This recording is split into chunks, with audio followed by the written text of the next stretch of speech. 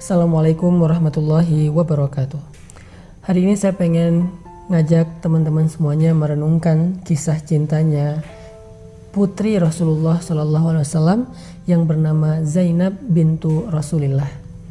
Kalau cerita dari Sayyidah Fatimah kita sering mendengar, Sayyidah Aisyah kita sering mendengar.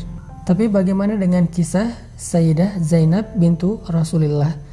Zainab anaknya Rasulullah SAW. Ada sebuah kisah cinta Zainab yang sangat inspiratif dan mudah-mudahan menjadi penyemangat buat para jomblo fisabilillah dan yang udah menikah juga untuk bisa meniru ketulusan dari cinta Zainab dalam kehidupan beliau. Satu hari seorang laki-laki yang bernama Abul As datang ke rumah Rasulullah SAW untuk melamar Zainab. Dia mengatakan, "Wahai Muhammad, saya ingin melamar putri engkau yang bernama Zainab." Kemudian Nabi mengatakan, "Saya tidak akan menikahkan dia sebelum saya bertanya pendapatnya." Lalu Nabi bertanya pendapat Zainab, "Wahai Zainab, engkau kenal Abul As?" Zainab kemudian diam. Dia melamar engkau, "Wahai Zainab, apa pendapatmu? Jika engkau setuju, maka aku akan nikahkan engkau dengan Abul As." Waktu itu Nabi belum mendapatkan wahyu, artinya belum menjadi Nabi. Zainab setuju dengan lamaran Abul As, maka menikahlah Zainab dengan Abul As. Selang beberapa lama kemudian Rasulullah SAW mendapatkan wahyu dan dilantik oleh Allah sebagai Nabi. Dan sejak Nabi berdakwah tentang Islam kepada keluarganya, Zainab termasuk di antara yang pertama-tama masuk Islam dari kalangan keluarga Nabi. Ada Khadijah, ada Zainab, ada Ali bin Abi Thalib dan seterusnya. Setelah Zainab masuk Islam, Zainab pulang ke rumahnya mengatakan kepada suaminya, "Wahai Abul As, apa pendapatmu tentang ayah saya?" Kata Abul As, "Ayahmu adalah orang yang paling jujur, orang yang sangat terpercaya." Lalu Zainab mengatakan, "Wahai Abul As, sesungguhnya ayah saya adalah Nabi. Dia mengajarkan kebenaran tentang agama, bahwa tidak ada Tuhan selain Allah dan dia adalah utusan Allah." Abul As kaget. "Apa yang kau katakan, wahai Zainab?" "Wahai Abul As, apa yang disampaikan ayah saya adalah kebenaran, dan saya pun telah meyakini kebenaran itu bersama ibu saya Khadijah. Jika engkau berkenan, marilah ikut dengan saya. Kita sama-sama belajar tentang kebenaran ini untuk mengikuti Rasulullah SAW." Kemudian Abul As mengatakan, "Saya tidak ada urusan dengan omong kosong ini. Sesungguhnya saya tidak suka kepada orang yang telah mencela nenek moyang kita, mencela sesembahan kita, dan membuat kekacauan di tengah-tengah kaum kita." Akhirnya Abul As membiarkan Zainab dengan agamanya, sedangkan Abul As sendiri tidak mau memeluk Islam. Zainab terus berusaha untuk memahamkan suaminya tentang kebenaran Islam, walaupun Allah mentakdirkan belum memberinya hidayah. Sampai akhirnya turunlah perintah kepada Nabi untuk berhijrah. Ketika kaum muslimin satu persatu berangkat berhijrah ke kota Madinah, dan yang terakhir Rasulullah SAW juga dapat perintah untuk berhijrah bersama Abu Bakar, Zainab bertanya kepada Rasulullah, "Ya Rasulullah, apakah saya perlu berhijrah ke kota Madinah sedangkan suami saya masih dalam keadaan belum beriman?" Nabi mengatakan, "Wahai Zainab, tunggulah, tetaplah kamu bersama dengan suamimu di kota Mekah."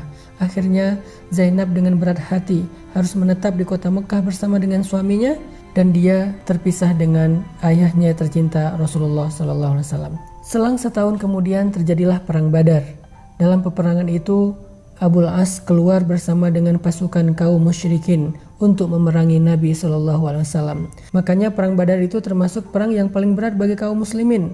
Di antara mereka memiliki saudara yang berdiri di barisan musuh, berdiri di barisan kaum musyrikin. Ada ayah yang harus berperang dengan anaknya, ada paman yang harus berperang dengan ponakannya, ada mertua seperti Rasulullah SAW yang diperangi oleh menantunya sendiri. Sehingga perang Badar menjadi ujian yang paling berat bagi kaum muslimin. Setelah terjadi perang, dan kita tahu perang Badar Allah memberikan kemenangan yang besar bagi kaum muslimin, ternyata Abul As termasuk di antara orang-orang yang ditawan di antara tawanan-tawanan di kota Madinah. Kemudian sampailah berita ke kota Mekah tentang penawanan Abul As kepada Zainab bintu Rasulillah. Zainab menjadi sangat bersedih di kota Mekah. Di satu sisi dia merasa bahwa yang ikut berperang ini adalah suaminya, tetapi di sisi yang lain yang diperangi adalah ayahnya. Zainab bingung bagaimana cara menebus Abul As sedangkan Zainab tidak punya harta, mereka termasuk orang miskin.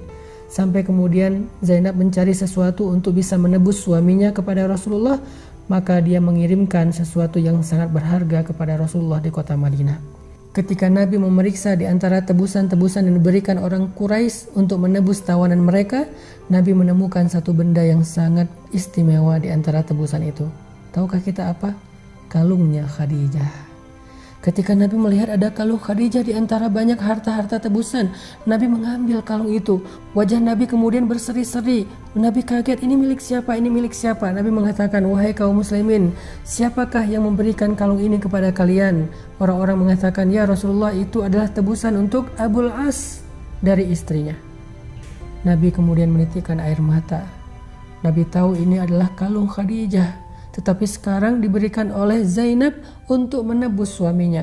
Dan harta itu ketika dijadikan sebagai tebusan bukan lagi menjadi milik pribadi Nabi, tetapi milik kaum muslimin. Dan Nabi merasa sangat sedih, kalung dari seorang perempuan yang Nabi tidak pernah bisa melupakannya harus dijadikan sebagai harta milik umum dan tidak lagi menjadi milik pribadi Nabi. Bukan karena dia berharga dan mahal, tetapi dia penuh kenangan. Nabi menangis. Kemudian Nabi berkata kepada para sahabat, wahai sahabat-sahabatku, kalung ini adalah milik istriku Khadijah. Apakah kalian rela seandainya kalung ini dikembalikan kepada Zainab? Atau jika kalian merasa enggan, maka aku akan biarkan kalung ini menjadi harta tebusan. Semua mereka sadar dan mengatakan, ya Rasulullah, kami tidak akan mengambil sesuatu yang berharga di hatimu. Biarkan itu kembali kepada Zainab bersama dengan suaminya Abul As. Akhirnya Nabi tersenyum dan bahagia kalau itu dikembalikan kepada Zainab. Lalu Nabi mengatakan kepada Zainab dalam pesannya melalui Abul As, wahai putriku Zainab, jangan pernah engkau menggadaikan kalung ini untuk siapapun karena ini adalah milik Khadijah. Ini adalah cinta Nabi kepada Khadijah. Kemudian tidak lama setelah itu turunlah perintah dari Allah Subhanahu wa taala untuk menyuruh Zainab bercerai dengan Abul As.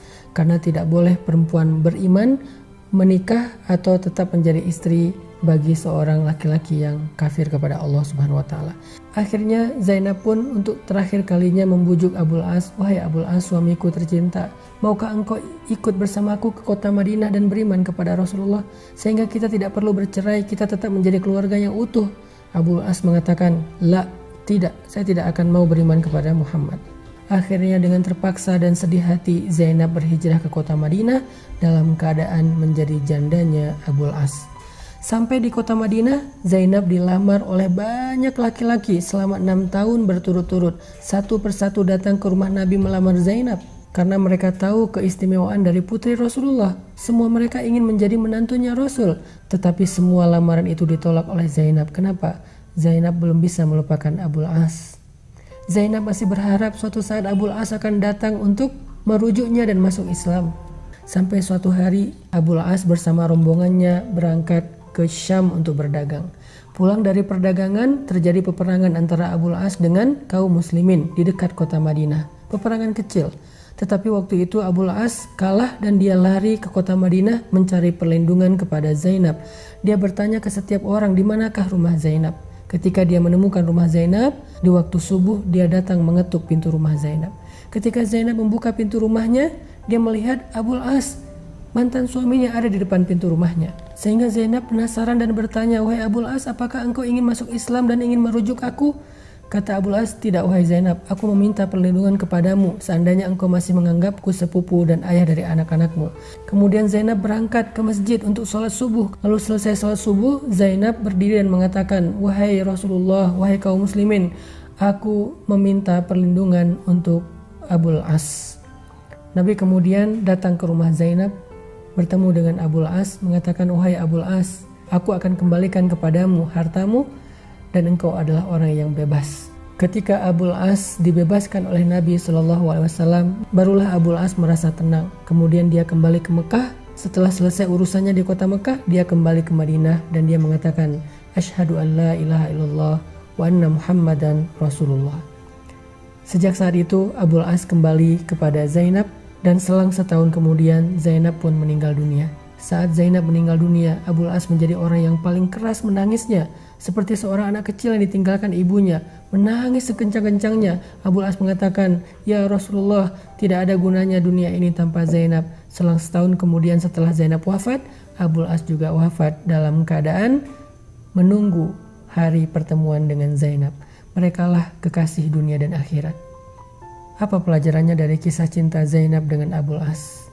Cinta sejati itu dibangun di atas keimanan. Cinta sejati dibangun dengan ikatan karena Allah Subhanahu wa Ta'ala. Mudah-mudahan kita bisa membangun cinta sejati dengan iman di jalan Allah Subhanahu wa Ta'ala, sehingga siapapun yang masih punya cinta yang bukan karena Allah dan tidak dibangun atas landasan agama Allah yang tidak halal, maka ayo kita jadikan cinta kita cinta yang diridhoi Allah, sehingga cinta itu mendekatkan kita kepada Allah dan cinta itu akan kekal dalam surga Allah Subhanahu wa Ta'ala. Barakallahu.